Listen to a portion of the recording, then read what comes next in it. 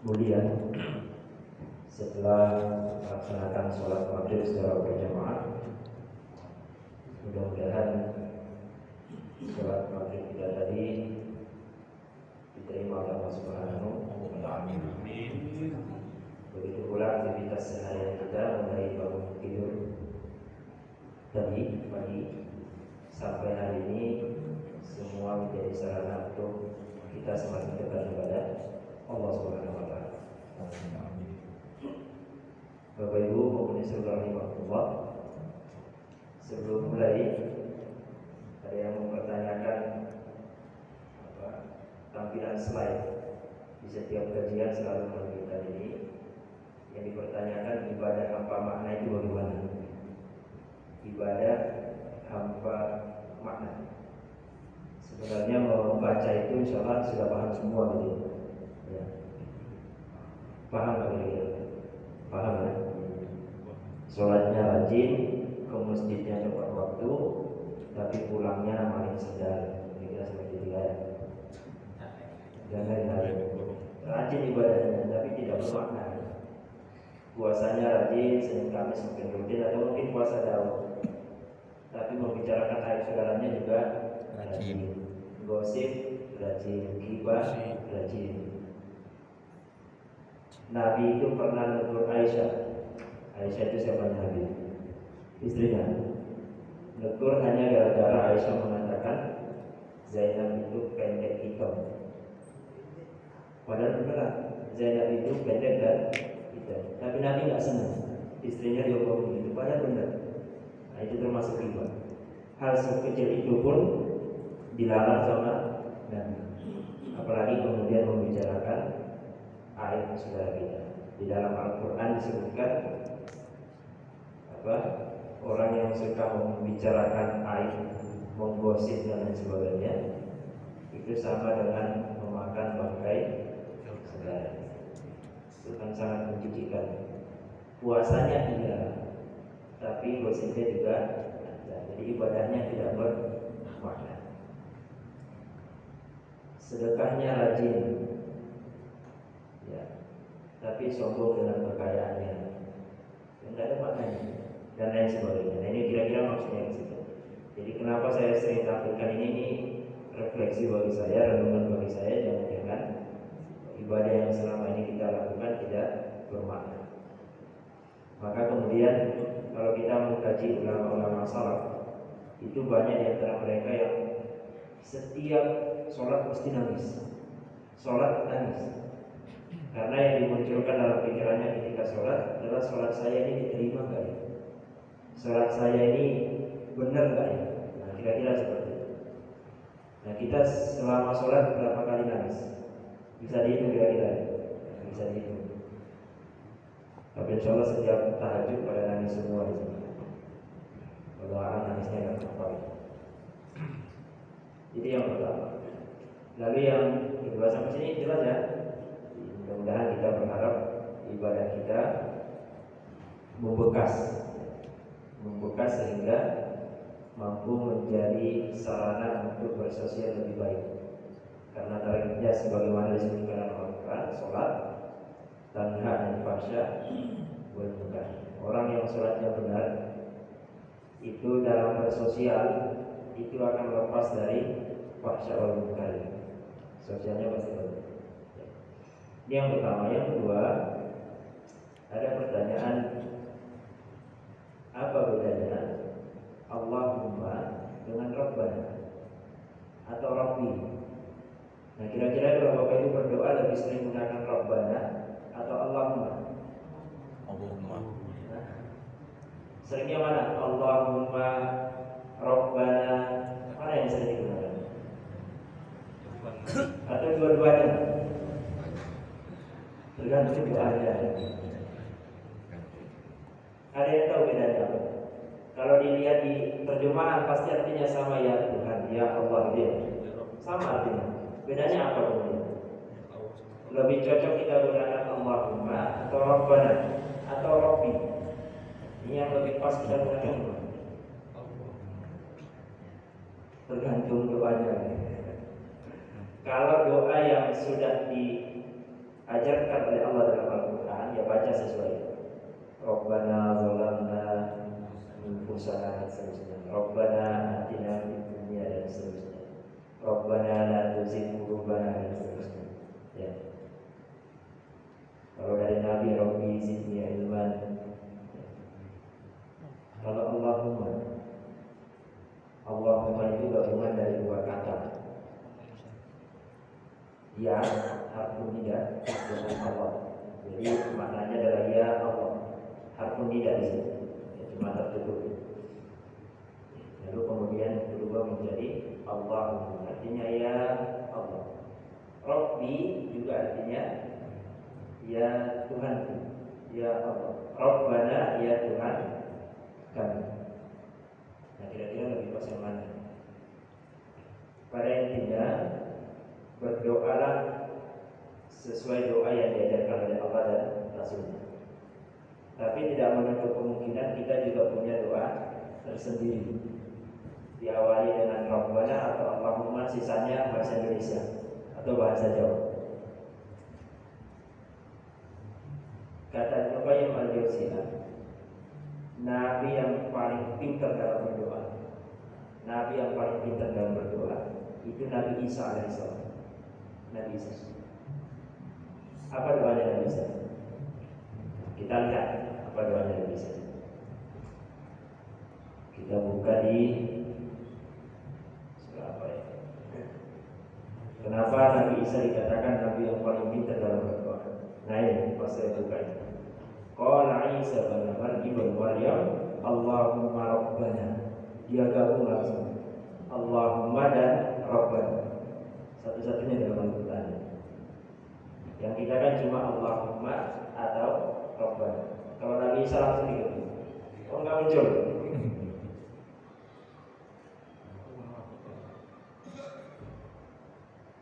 Bismillah. Oke, di surah Al-Maidah ayat 114. Kelihatan ya? Qala Isa bin Maryam, Allahumma Rabbana anzil 'alaina ma'idatan minas sama' takunu lana 'idan li awwalina wa akhirina wa ayatan minka warzuqna wa anta khairur raziqin. Jadi boleh langsung Allahumma Rabbana. Saya sering gunakan ini. Allahumma Rabbana. Lalu disambungkan doa yang Allahumma Rabbana. Bedanya apa? Allahumma dengan Rabbana atau Rabbi. Kalau doanya itu minta segera diselesaikan urusannya, minta agar cepat selesai, itu menggunakan Rabbana. Anda berada dalam kesusahan, kesulitan, ingin segera keluar dari kesulitan, itu gunakan Rabbana atau Rabbi. Sama dengan doa Nabi Adam ketika merasa bersalah kepada Allah, ingin segera tobat kepada Allah, menggunakan Rabbana. Ini yang sering kita lupa dan tidak sesuai. Kalau Allahumma itu biasanya berhubungan dengan rohani, berhubungan dengan mempertahankan iman, berhubungan dengan agar sholatnya istiqomah. Pokoknya berhubungan rohani. Tapi urusan duniawi, urusan kebutuhan itu biasanya kalau mau disegerakan gunakan Rabbana atau Rabbi, lebih pasti. Ini berhubungan dengan, kalau kajian tauhid ada istilah tauhid rububiyah, tauhid uluhiyah. Nah itu kajiannya bisa. Jadi kita kebetulan nyatanya hadir. Jadi apa bedanya Rabbana dan Allah? Rabbana, ya Tuhanku, saya minta sehat. Kalau nggak tahu bahasa Arabnya boleh. Atau Allah. Kalau doa kesembuhan biasanya kita baca gimana? Allahumma ya Rabban, Rabban, Rabbun, Rabban nas. Tuhan, segera, ya Allah segera sembuhkan. Minta disegerakan. Digabung Allahumma ya Rabban, digabung. Sama dengan doa Nabi Isa tadi. Saya lebih sering menggunakan Allahumma Rabbana, Allahumma Rabbana zalamna anfusana, Allahumma Rabbana, digabung boleh.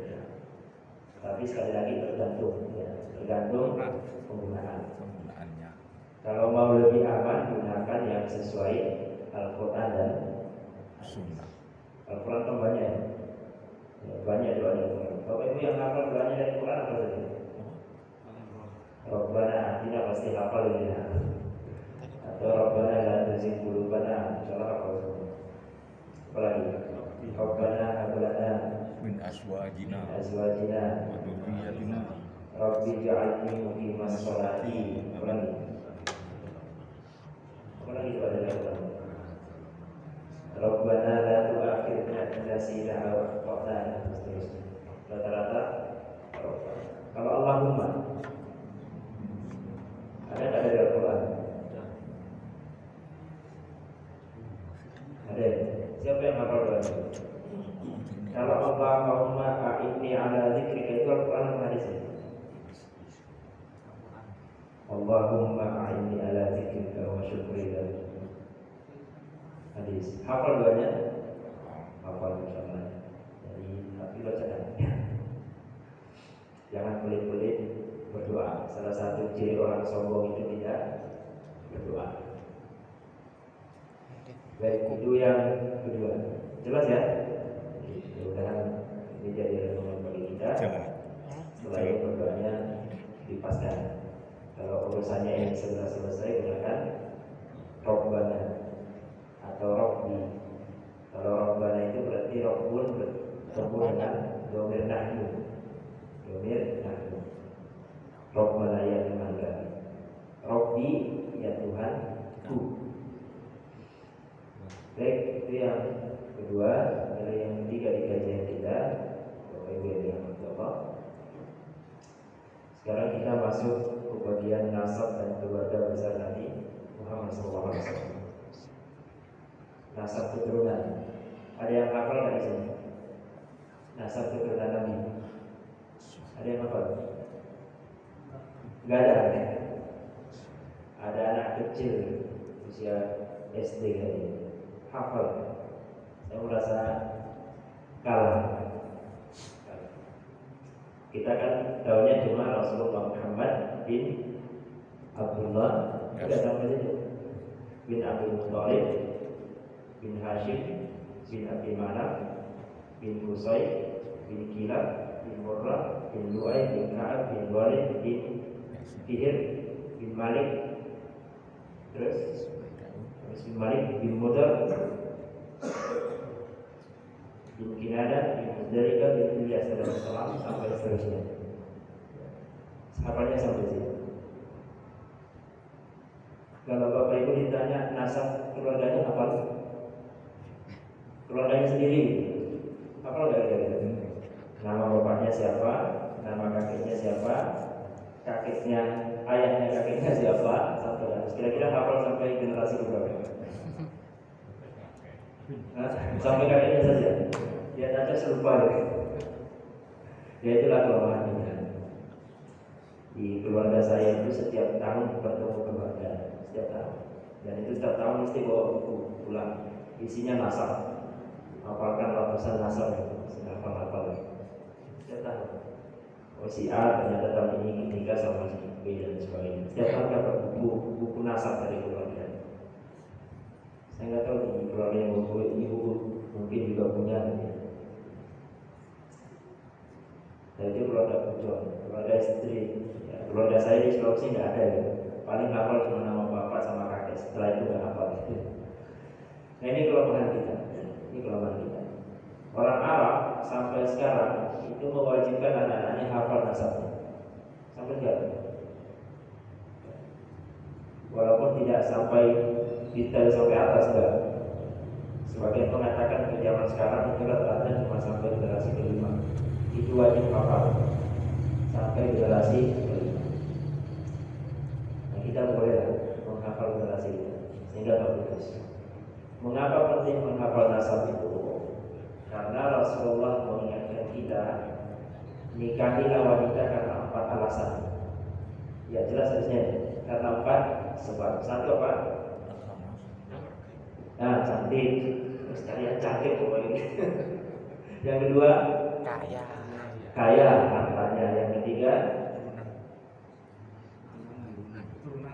solehnya.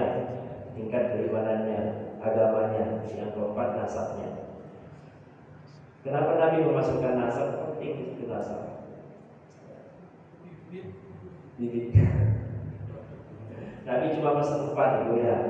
Jadi agama, fisiknya, hartanya, dan nasabnya. Fisiknya ya cari yang cantik ya tentu. Ada nggak laki-laki yang cari yang nggak cantik? Manusia apa yang cari cantik? Dan cantiknya itu masing-masing orang berbeda. Masing-masing orang berbeda. Yang kedua, hartanya. Ya, cari yang punya harta. Terus kalau nemu cantik tapi nggak punya harta kan kita ya bapak-bapak. Nyari. Kemudian nasabnya. Kenapa penting mencari nasab? Harapannya agar tidak nikah dengan apa?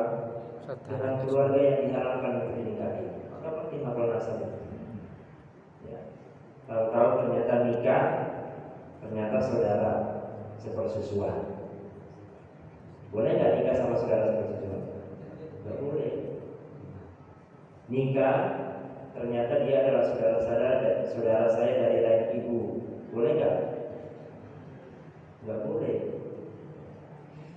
Nah, pentingnya kemudian belajar nasab. Termasuk saya, bapak saya itu punya 3 istri bapak saya. Istri pertama anaknya laki-laki semua, 1 sudah meninggal. Istri kedua ibu saya, dua-duanya laki-laki. Istri ketiga punya 5 putri, perempuan semuanya. Dan saya belum pernah ketemu. Suatu saat ketemu, ya walau nggak belum pernah ketemu sama sekali. Nah, penting kemudian belajar tentang nasab. Nah, ini salah ikut nanti istrinya apa? Beda ini kan. Satu aja. Nah, ini pentingnya kemudian belajar nasab. Dan orang Arab di situ, mereka tidak meninggalkan nasab. Sehingga kita mudah menelusuri Nabi Muhammad itu nasabnya sampai kemana mudah kita telusuri. Dalam hadisnya Rasulullah mengatakan Allah memilih Kinana dari Adnan dari Ismail. Allah memilih Quraisy dari Kinana. Allah memilih Hashim dari Quraisy. Dan Allah memilih Muhammad dari Quraisy. Jadi bangga dengan sukunya. Kira-kira Bapak Ibu bangga kan dengan sukunya? Suku apa nih? Suku Jawa. Bangga ya? Bangga. Nah ini dihafalkan. Abdullah bin Abdul Muttalib bin Hashim bin Abdi Manaf bin Husain bin Kilab bin Murrah bin Ka'ab bin Du'ad bin Walid bin Fihr bin Malik bin Nadar bin Kinana bin Huzaimah bin Mudrika bin Ilyas alaihissalam bin Mudar bin Nizar bin Ma'ad bin Adnan. Di dalam kitab ini itu dibagi 3 nasab Nabi. Bagi 3. Yang bisa dipastikan kebenarannya, cuma sampai Adnan. Ini bisa dipastikan. Hampir semua ahli sejarah mengatakan sampai Adnan itu Rasulullah itu bisa dipastikan. Lalu ada tambahan versi kedua, itu dari Adnan sampai ke Nabi Ibrahim. Nah ini sudah banyak perbedaan. Jadi dari Adnan sampai ke Nabi Ismail, Nabi Ibrahim. Lalu yang ketiga dari Nabi Ibrahim sampai ke Nabi Adam alaihissalam. Nah ini yang banyak berbeda. Beberapa buku berbeda. Antara ini Syekh Safir Rahman dengan Ibnu Hisham. Sirah Nabawi Ibnu Hisham juga berbeda dari generasi kedua ke atas. Berbeda nama.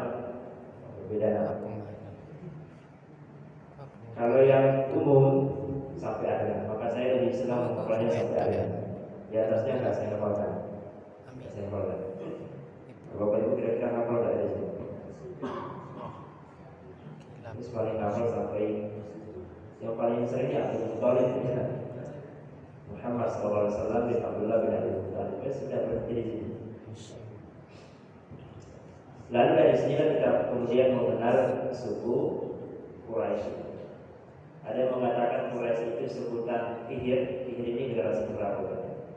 1, 2, 3, 4, 5, 6, 7, 8, 9, 10. Generasi ke-10 dari Abdullah. Ada yang mengatakan enggak, suku Quraisy itu adalah sebutan lain dari Nadar bin Kinanah. Berarti generasi ke-12.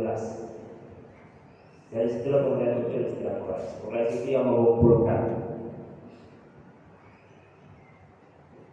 Dan Quraisy itu Bapak Ibu tidak satu suku. Quraisy itu tidak satu suku.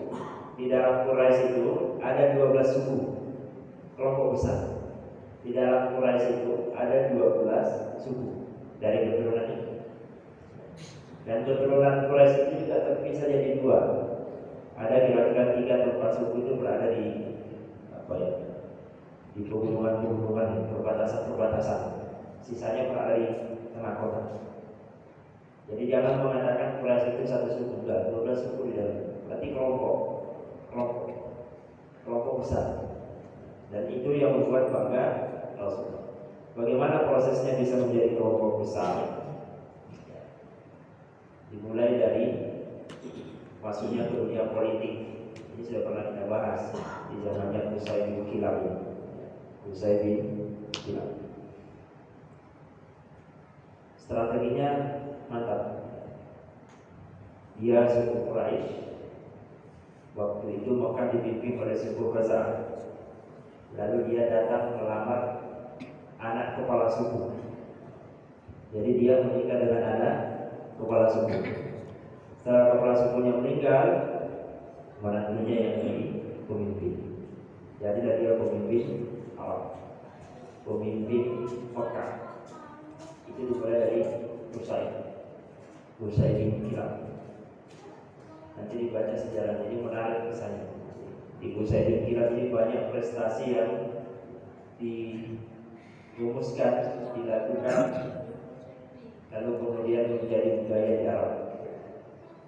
Beliau yang mendirikan Darul tempat musyawarah. Jadi pertama kali ada tempat musyawarah di Mekah, ini yang didirikan Qusay bin Kilab. Ada apa-apa ayo musyawarah. Ada permasalahan konflik antar kelompok, antar suku, ayo musyawarah. Mau menikahkan anak, ayo musyawarah. Itu dari Qusay bin Kilab. Sudah ada musyawarah, sebelumnya tidak ada. Lalu kemudian punya anak, anaknya 4. Pokoknya bukan 4. Abdi Manaf yang anaknya 4. Abdi Manaf yang anaknya 4. Salah satu putranya bernama Qusay, Abdi Manaf. Kemudian Abdi Manaf punya putra 4. Yang paling terkenal adalah Hashim. Hashim ini yang kemudian bisa merubah Quraisy menjadi kekuatan kelompok yang luar biasa. Hashim. Jadi kalau ditanya siapa namanya Hashim, Hashim bin Abdi Manaf bin Qusay bin Kilab bin Murrah dan seterusnya. Kita bahas nasab selesai. Ya. Nasabnya Nabi sampai sini. Ke atas karena ulama sirah, ulama sejarah berbeda pendapat, kita tidak usah membahas itu. Tapi kalau ada nanti Rasulullah, itu insya Allah semuanya sudah sepakat, sudah dimulai. Baik, kita mulai dari Hashim. Hashim ini bukan nama asli Bapak Ibu, ya, bukan nama asli. Abdul Muthalib juga bukan nama asli. Siapa kira-kira namanya Hashim? Kita mulai dari Hashim, karena inilah tokoh yang kemudian merubah Arab Mekah menjadi negara yang diperhitungkan oleh Imperium Romawi dan Persia. Karena Hashim pula kemudian ada satu surat yang bernama surat Al-Quraisy. Hashim, gara-gara Hashim banyak prestasinya, maka penting kita bahas mulai dari Hashim. Kalau di Qusay itu lebih banyak permainan politiknya, permainan politik. Kita nggak usah bahas politiknya. Ini politik negara kita sudah beda, ya. Nggak usah bahas politik.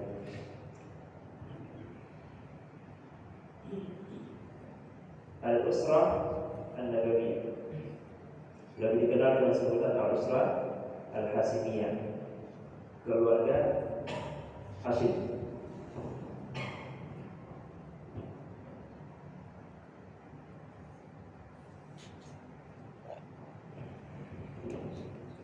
Kita mencoba menguraikan sedikit tentang Hashim.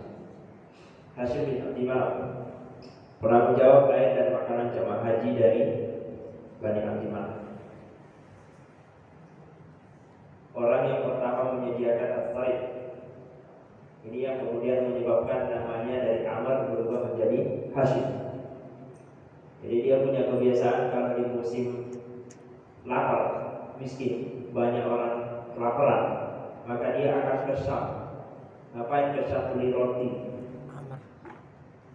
beli tepung, kemudian dibawa ke Mekah. Di Mekah kemudian diolah, dia olah tepung itu.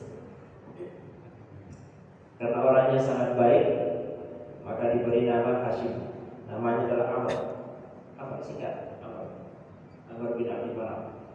Karena kebaikannya kemudian suka membantu orang miskin disebut Hashim. Orang yang pertama kali membuat tradisi perjalanan niaga kaum Quraisy. Ini yang disebutkan di dalam Al-Quran. Rihlatan Syitari.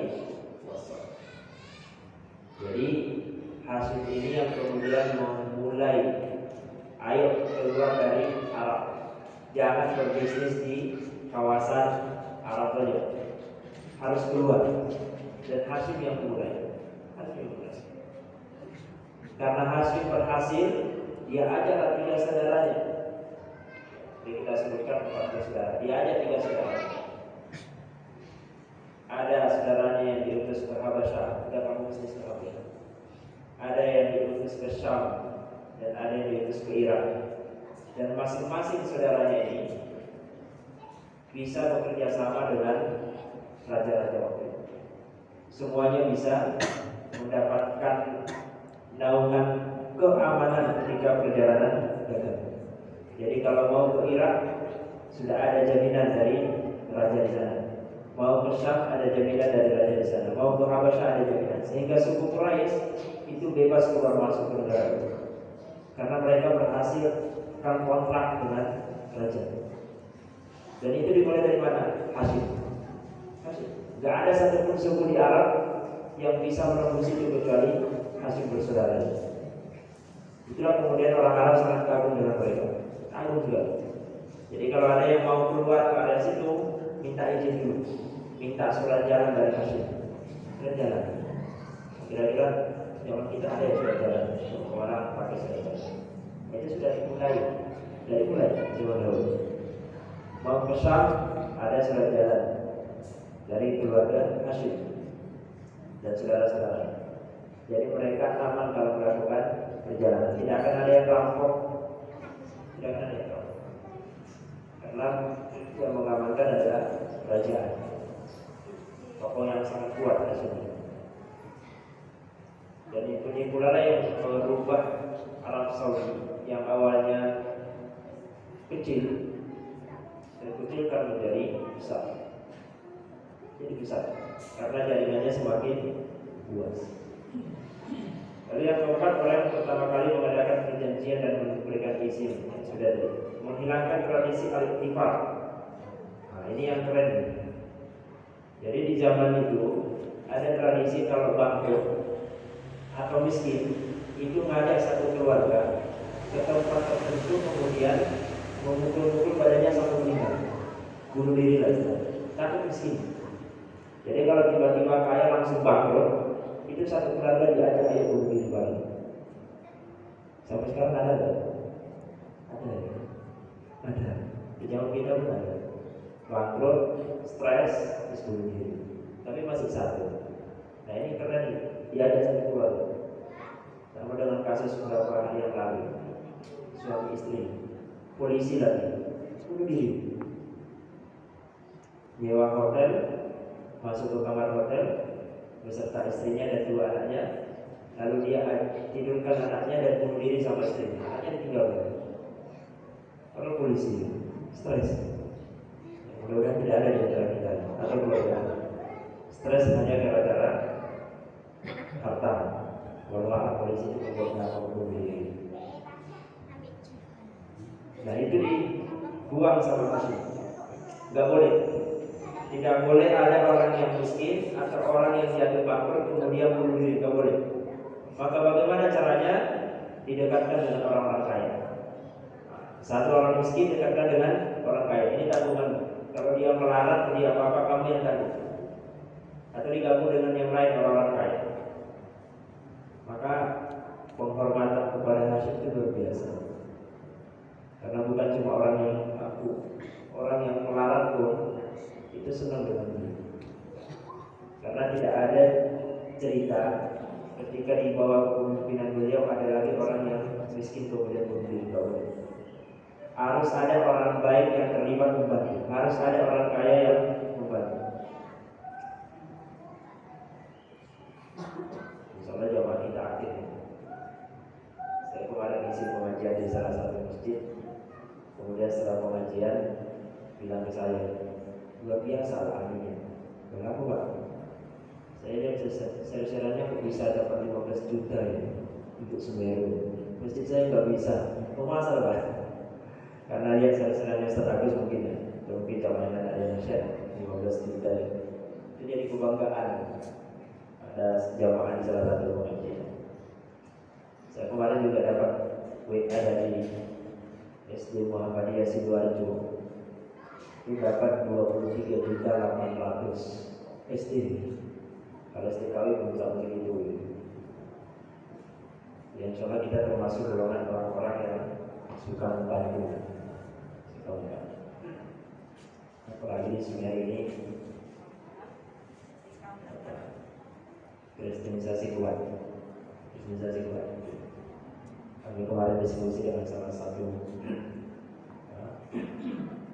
relawan di sana dan bercerita bahwa ternyata kristenisasinya sangat kuat.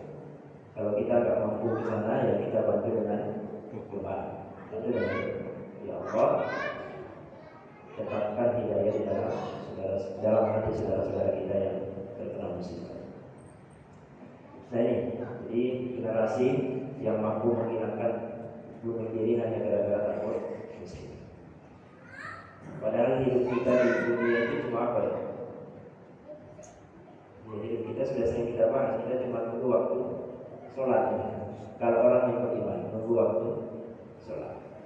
Karena kalau nyari uang, ya insya Allah uang akan datang. Selama masih hidup, uang akan.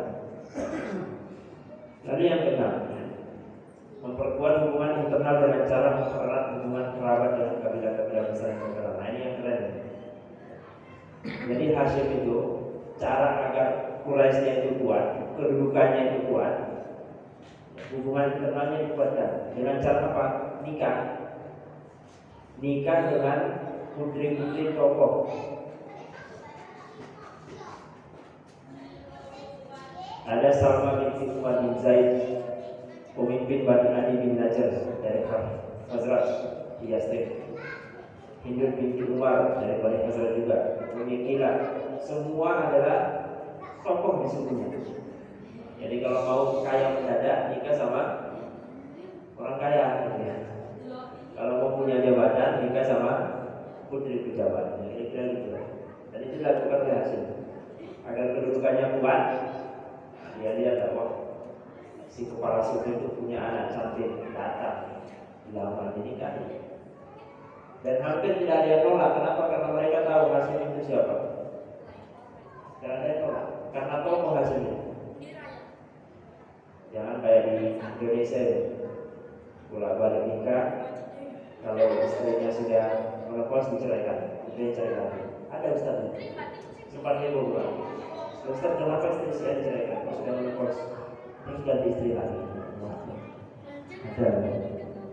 Ada saja alasannya. Jamaah kita ini kan calon istri satu semua. Kalau malam karena takut istri dua bagaimana ini? Ada guyonan kemarin. Poligami itu disebutkan dalam Al-Quran. Tapi ketika berbicara poligami, ramainya luar biasa. Ramai luar biasa. Tapi ada tapi Dalam Al-Quran juga disebut wanita muslimah itu harus menutup auratnya. Giliran para gadis-gadis bertelanjang di sekitar kita, tak ada yang dihukum. Kenapa? Para wanita tidak ada yang menutup aurat di jalanan, tidak ada yang dihukum. Padahal itu juga ada. Tapi giliran poligami, rame. Padahal itu syariat yang biasa, dibanding syariat menutup auratnya. Nah ini rumusan strategi yang dilakukan Hashim. Ada yang tahu siapa Salma binti Umar bin Zaid? Ini adalah ibunya Syaibah. Siapa Syaibah itu? Syaibah itu yang kemudian dikenal dengan Abdul Muthalib. Nama aslinya adalah Syaibah. Syaibah itu artinya uban putih. Karena sejak kecil anaknya sudah punya uban, maka diberi nama dengan Syaibah. Lalu kemudian tumbuh besar dan berubah menjadi Abdul Muthalib. Abdul itu artinya apa artinya Abdul? Abdul, hamba, budak. Jadi Syaibah itu Abdul Muthalib, budaknya Muthalib. Kira-kira seperti itu. Bagaimana kisahnya? Bagaimana sejarahnya kok bisa berubah menjadi Abdul Muthalib? Nah ini Hashim. Ini Hashim, sosok yang sangat luar biasa, bisa merubah suku Quraisy yang awalnya tidak terlalu mematikan menjadi kuat.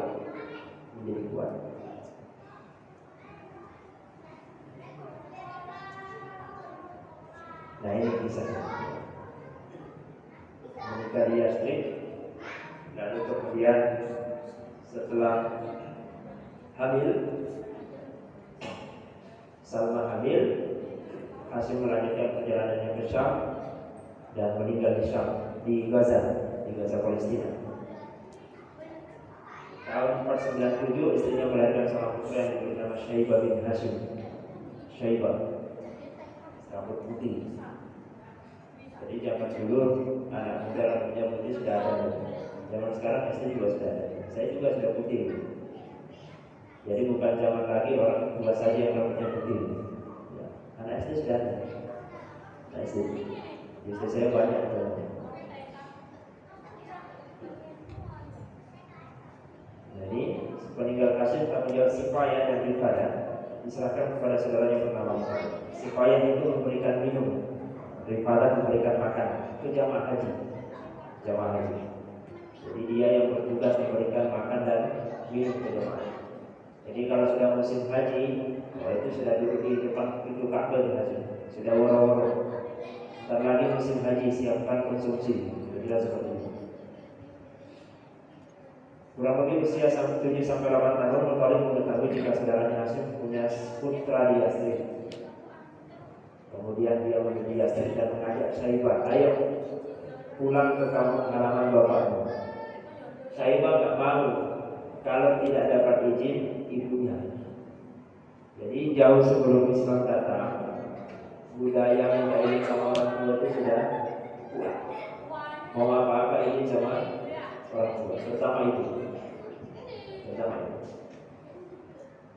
Abu Hurairah itu yang besarkan dia, ibunya, yang membuat dia seperti itu.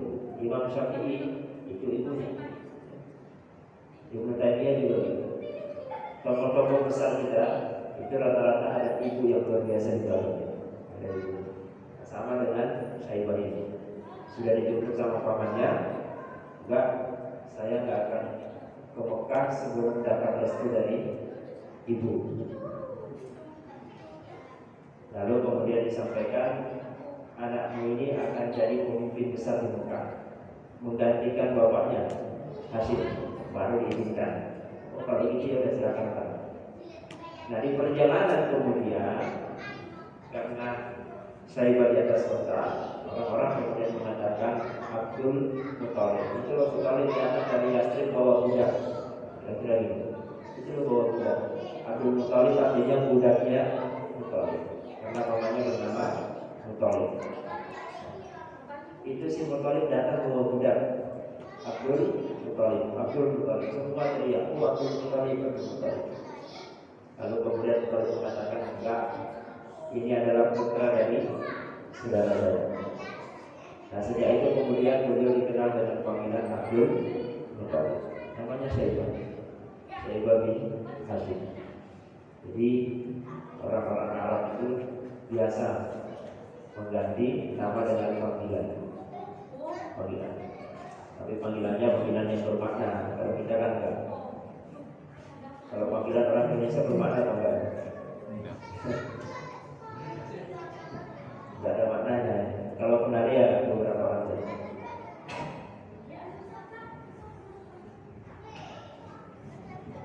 Musim kipu.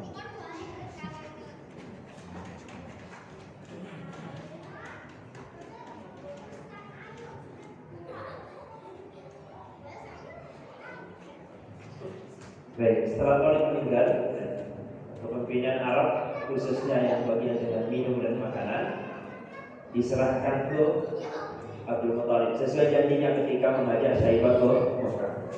Tapi disinilah kemudian terjadi cekcok, perebutan kekuasaan. Karena tadi kita sampaikan Abdi Manaf itu punya berapa anak? 4. Punya 4. Salah satunya bernama Naufal. Naufal ini yang tidak setuju kalau yang jadi pemimpin adalah Abdul Muthalib. Tidak boleh. Keponakan saya tidak boleh jadi pemimpin. Harusnya pemimpin itu saya. Namanya Naufal bin Abdi Manaf. Dan dia termasuk orang yang menolak kepemimpinan Abdul Muthalib. Abdul Muthalib masih muda, tidak berani apa sama omnya. Tapi Abdul Muthalib tidak diam, karena ini amanah dari pamannya dan bapaknya adalah pemimpin waktu itu. Maka dia curhatnya ke keluarganya di Yasrib. Ibunya kan kepala suku besar di Yasrib. Maka paman-pamannya di Yasrib yang tokoh-tokoh besar itu datang semuanya ke Mekah menjadi pendukungnya Abdul Muthalib. Datanglah dia ke Naufal. Berani kalau berkekuasaan Abdul Muthalib. Akhirnya Naufal menyerah. Ya sudah, tidak apa-apa dia Abdul Muthalib. Tapi apakah sampai situ juga? Naufal masih nyari dukungan dari beberapa kepala suku. Tidak selesai perebutan kekuasaan. Sampai kemudian Abdul Muthalib memegang kekuasaan di suku Quraisy. Jadi prosesnya panjang. Jadi Abdul Muthalib inilah Bapak Ibu yang dirahmati Allah. Kita akan berbicara banyak kisah yang menarik. Bagaimana Abdul Muthalib itu juga suka berdiam diri di Gua Hira. Jadi bukan di awal dari Rasulullah sudah. Abdul Muthalib itu sudah di awal sukanya di Gua Hira. Nanti kita akan coba itu. Allah berkenan Allah masuk di dalam kesempatan hidup baik sampai Allah menolong kita di waktu yang terbaik. Dan kita akhiri majelis kita dengan istighfar dan berdoa. Astagfirullahaladzim.